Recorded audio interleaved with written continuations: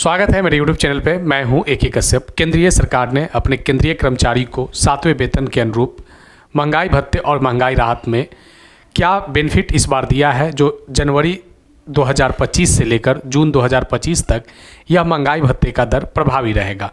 अगर आप केंद्रीय कर्मचारी हैं और जिन राज्य भी केंद्र के तर्ज पर अपने राज्य कर्मचारी और पेंशन भोगियों को महंगाई भत्ते और महंगाई राहत में जो इजाफा किया है, वह इजाफा क्या 7वें वेतनमान के अनुरूप यह केंद्रीय कर्मचारियों की इस महंगाई में क्या ऊँट के मुंह में जीरे के जैसा कहीं साबित न हो जाए।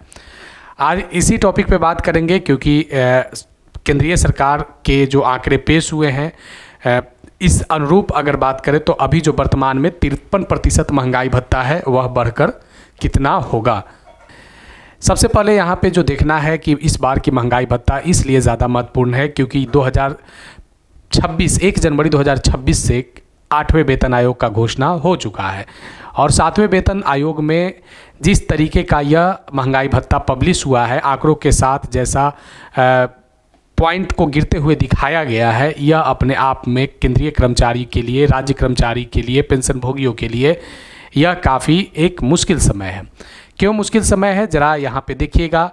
जो आंकड़े प्रदर्शित किए गए हैं, इस आंकड़े के प्रदर्शित होने का जो टाइम था वह 20 जनवरी 2025 था, लेकिन लगभग एक महीने के देर से आंकड़े आने के कारण इस आंकड़ों पर एक बुरा प्रभाव पड़ा है।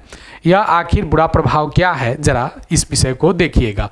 ये जो आंकड़े प्रदर्शित होते हैं, यह आंकड़ों में कुछ शहरों का डेटा लिया जाता है, उन शहरों की महंगाई को देखा जाता है, क्योंकि जो महंगाई भत्ते और महंगाई राहत होते हैं यह 2016 के आधार वर्ष पर पब्लिश होते हैं, जो प्रत्येक 6 महीने पे कर्मचारियों को केंद्र सरकार या राज्य सरकार उन्हें देती है, जिससे उनका वेतन में वृद्धि होता है।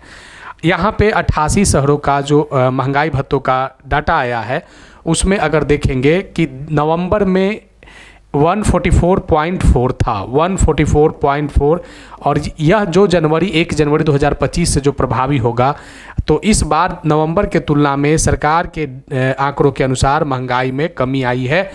तो ये 0.8 का जो कमी आप देख सकते हैं, 0.8 का जो आप कमी देख रहे हैं, तो ये 143.7 का जो आंकड़े प्रदर्शित दिसंबर में हुए हैं, इसके कारण से महंगाई भत्ते में जो 53% से अनुमान था कि इस बार 57%, यानी लोगों को ये अनुमान था कि 4% कम से कम महंगाई भत्ता बढ़ेगा और 2025 अंतिम होते होते 60% तो महंगाई भत्ता जाएगा और ये 60% को बेसिक में मर्ज करके 8वें वेतन आयोग के अनुसार फिटमेंट फैक्टर लगाया जाएगा।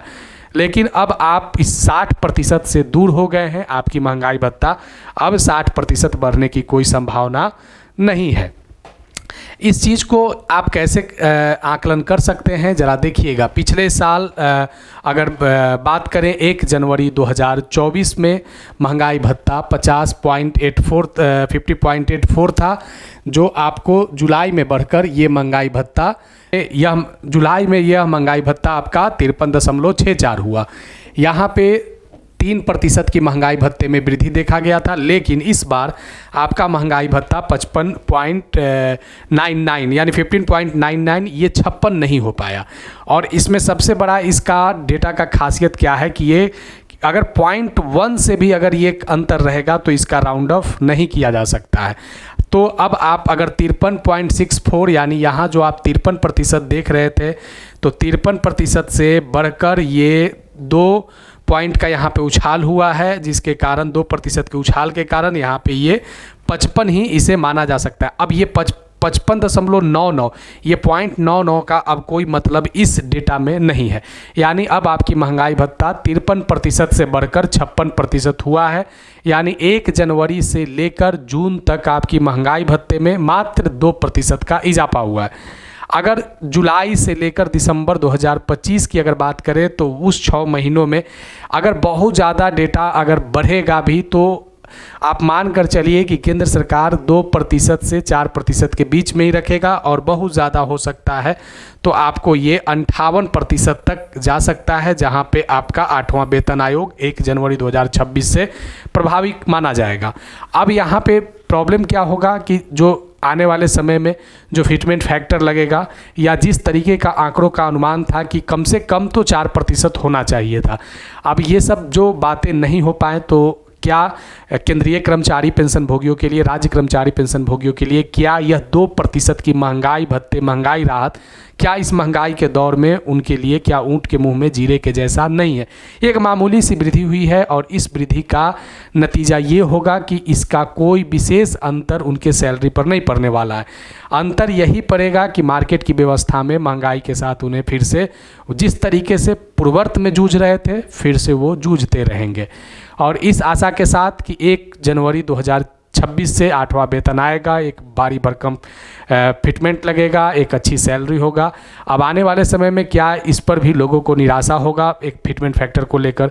अब जो भी बातें निकल कर आएंगे वह केंद्रीय कर्मचारियों और पेंशन भोगियों के लिए कितना राहत देता है, इस बात को ज़रूर आप कमेंट में बताइएगा कि जो सरकार जो डियरनेस अलाउंस जो 20 जनवरी को पब्लिश होने वाला था उसको रोके रखा और ये 18 फरवरी को 2025 को ये पब्लिश किया गया है।